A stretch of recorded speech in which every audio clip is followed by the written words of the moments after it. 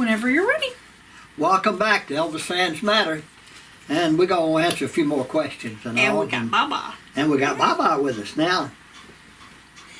All right. Shut up, Baba. You can't. Baba said I can. Did Elvis vote in any of the presidential elections? No. Okay. Did any of the Memphis Mafia guys go and vote? I don't know. I don't know. I voted. I don't know any of the rest of them did or not, but I don't think we ever discussed it really. Right. We didn't talk about politics very much. Right. It says, how do y'all think that Elvis would feel about today's political world and how crazy things are? Do you think he would just be in shock? I think it would be, yeah. I think it would be concerned about how the country was going, the world was going, and I think he would be very disappointed at the way things are working out progressing now. And yeah, but I don't. But I mean, you don't know for sure. But publicly, make any kind of statements. No, he never did. And I think sometimes that's the best thing when you're in the spotlight, you're a celebrity. Sometimes, well, even if you're not, when you make a stand, sometimes it can hurt you. Yeah. So yeah, it's like like he once said in an interview. So I keep my political opinions to myself. Right. I think everybody has the right to who they want to vote for, yeah. whether it be wrong or not. But I would never give up a friend or anything because they voted different than me. Right. I think that's silly. To go that far. And I know of people that have, and I think that's just kind of ridiculous. It is. You can still vote and have your opinion the way you want, and they have the right to do the same thing. You can agree to disagree. That's right. All right. I can't. I'm steadfast. He votes for who I tell him to. Yeah. I'm just kidding. Did Elvis help design any of his jumpsuits? He might have had a little input, of certain things that maybe that he wanted. Things that he didn't what it would look like, Okay. But most of the time, he left most of it up to Bill Ballou. Okay. All right. And that's a fact, Jack. Did Don't you say nothing. I don't want to hear it. Did Elvis really ever go to the Playboy mansion? Every day. Boy, he hung out there. I mean, he had to. You would have thought he was one of the fixtures. I never heard of him. I never heard of him ever going there. Why would he want to? Yeah. I mean, look, why would he want to go there? That was just a question, my God. I don't know. That's just... That's kind of silly. Let's see. Did Elvis really have glaucoma? Yes. Yeah. He did. Yeah. When did he find out? Gosh, I think it was... it was in 70. You remember his telling us about it and the details? Yeah. We were in Nashville. And David Meyer. And David Meyer came to Nashville, and they, they called in him because he was one of the best. That's his doctor. Okay. Doctor, Memphis, yeah. And he was a friend too. Yeah. He became a friend. He became a friend after. But yeah, he had to inject down in beside the eye with something. Whew. It's making my eyes water. Of course, Elvis, had to tell about it how I did. He had to dramatize anything. Anything if it was a tooth or whatever, it was like you had to. He liked for you to watch as he was in. And that was the next question, was like, what kind of treatment did he have for it? Yeah. That, and then they continue to check it, and David Myers, I think was it. David Myers would come out to Graceland, and check on.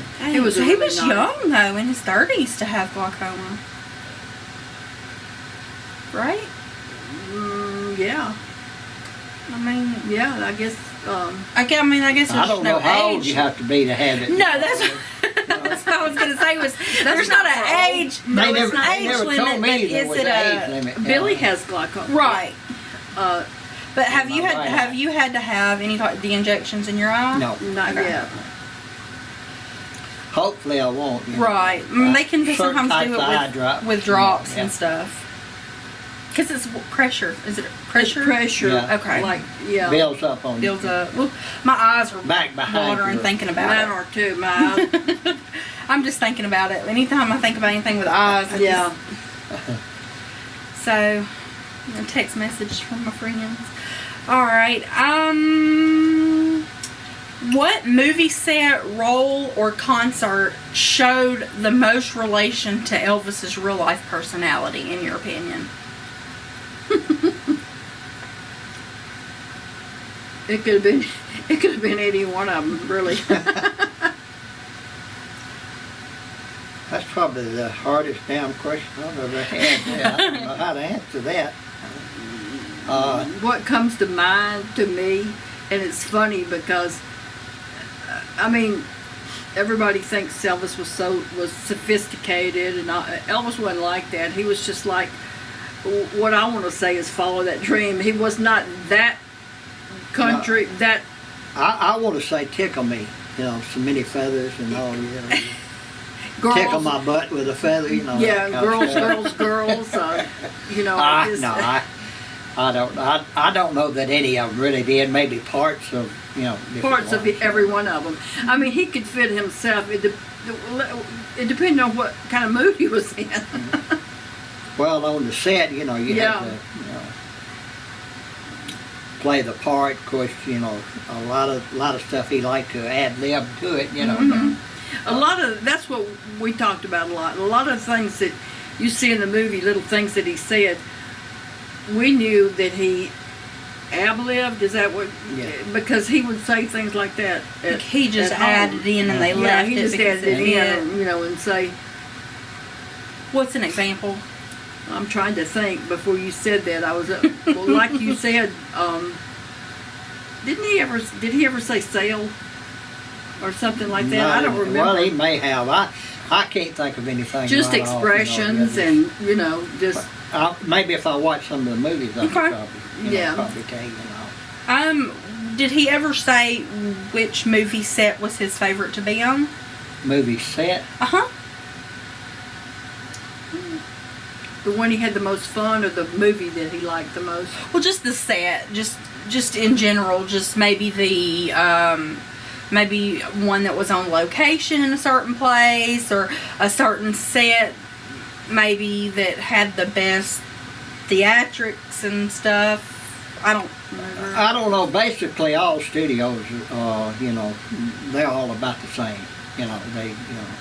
They're not what you imagine them No. to be. So, I mean, like you see, for instance, like horse riding scene, and somebody that don't ride real good, or it shows them up close and all, and they're on a horse, and all, and you'll see the scenery go behind them. Well, that's because they're on a treadmill and all. I mean, it's just so much, It's much really to do. fascinating. It is. It really is. I got to go with Billy one day to while they were filming. Frankie and Johnny. I got to go when they were filming Frankie and Johnny, and I got to go when they were the one with Annette Day. Yeah, Double Trouble. Yeah, and to see the scenes on the movie, and to have seen them at the set, it's like, God, I would love to see it. It was see it's a weird set because to you, you're in the room, but it's the whole front is open, and it's not a. Because it's just like dissected, really. Yeah. And it's fascinating. It really it is. It takes a lot to go. So it's, sometimes you see all the cast members' names and the writers and the directors and the producers, and then on down you see different things of the set. But it really does take a lot to do that. It does. It was amazing to me. I enjoyed it. One of the scenes they did on Double Trouble is where I can't remember exactly what it was, and I'm thinking, gosh, but something blew up, and then you see a lot of boards and stuff coming down. Well, what they did is the guy over to the side just threw the stuff up, and it was coming down, and I saw him do it. We were watching, and then on the movie, it's like it blew up and things are just falling. It's just weird. Like when it's raining or something, that liable be a big sprinkler. Yeah, right. Attached to a water hose, and they showing it like that. The first time it takes a lot. I saw it, I was totally, I was mesmerized. Fascinated, mesmerized. It was on, the end of Wild and Country. He had to go back out to redo the ending. They had where Hope Lang died, and they wanted to change it, and she lived, and all it was like a little room, and it had a couch, and best I remember, she was laying on the couch, and it wasn't, it wasn't 10 feet all the way around. It was that small, and then, and he just, goes over and he kneels beside her and all that. I thought, man. But you couldn't have told that. And then when I saw the whole movie, I thought, good grief, man. They could actually it's almost blend that together like that, it was fascinating. It really was. It's almost unrecognizable when you see it on the movie, and as you see it, the way they're filming it and doing it, and you hear the director, and you hear, and you're watching, and of course you have to be, everybody had to be very quiet. You're like, I hope I don't have to cough or. I know, that's fine. But that was I enjoyed that so much. I've seen like on some of our shows, if we've watched Nolan and I'll watch certain shows and watch it from the beginning to the end, and then sometimes towards the end they may do a special on it, and they'll show the actors and talk to the actors and show them doing certain scenes and show some of the set, and it's interesting to see it and see what some of the actors actually look like, because when they're coming to what they say they're going to work, and then what they look like when they're all fixed up as the character. It's just neat. So I got to meet a lot of the people that were in. I got to meet Donna Douglas and Annette Day, and the one from Anne Margaret, and the one in Harum Scarum. What was her name?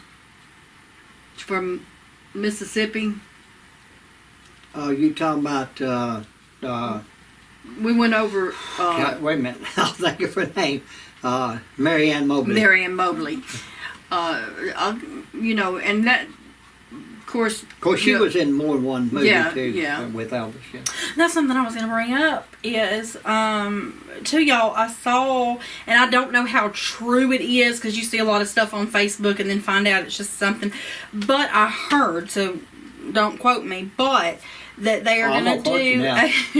They're going to do a movie about Anne Margaret. And they have Lindsay Lohan, I believe they said, set to play Anne Margaret. I don't know how I feel, until I see it. Till you see it, you don't know. But no, I don't know. I can't really picture it. And I don't even know how true that is. So. I can, Anne Margaret was beautiful to me. I thought, and I before I met her, I thought, because I'd heard a lot of stuff, but I met her. We had gone over to Joe Esposito and Joni Esposito's house for dinner, and she comes riding up on this big Harley. No, not Harley, Triumph, and I mean, she was just, just down to earth. I was going to say, was she laid back and she was so and nice. funny? And Now, it could have been that, that she was acting, and just pretending, that she was real nice. She was nice. No, She was nice, and she was telling us if she about was her. acting, she was one. She was telling us about her trip with Bob Hope to entertain the troops.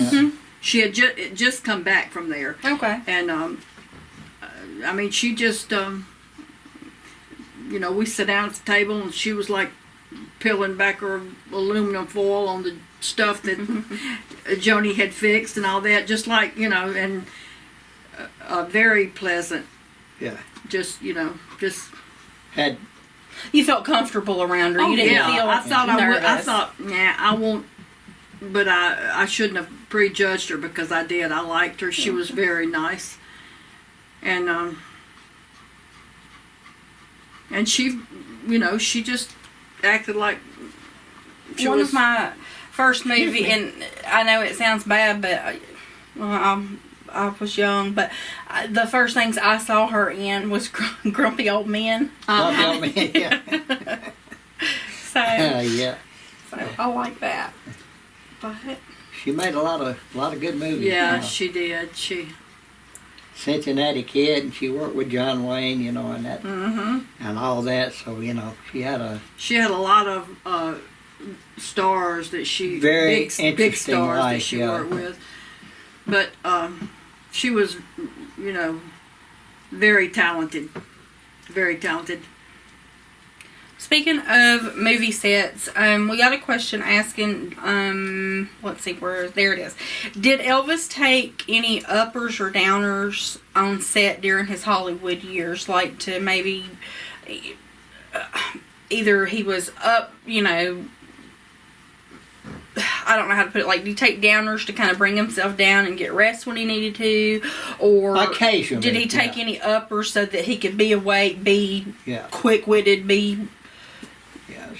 Once in a while, yeah. He would have to, I guess. And I think most of that most of the time that we saw was on the tour part of his like performing and yeah. singing, not so much in the early years of the movies or anything. Well, I think he took a lot of uppers in the early years, but most of it was to stay awake and active, not uppers and sleeping pills, a lot. Right. I mean, you got to come off of that. Got to come down. And, it's not easy, unless you. So I can imagine it, like, perform, even though you would be tired, but just the adrenaline from being on stage. You can't go to sleep. Insomnia anyway. Right. Yeah. So it was really hard for him a lot of times. A lot of times, he after a show, a tour, he was so wound up. He had trouble sleeping. Shoe fly, don't bother me. I got stung by a wasp out on the porch on my neck. Billy was saying, "Watch out for those wasps up there," and I said, "She just wouldn't listen." I just wouldn't listen. That's what Coda said. Just wouldn't listen. One popped me on the neck, and I whistled. Very allergic. All right, well, with that, we've got more questions coming up in next week's video, but for now, I guess we'll wrap this one up. We're going to wind this one up? We're going to wind it up. Wind it up. Wind it up, baby. And what do we always say? Elvis fans matter.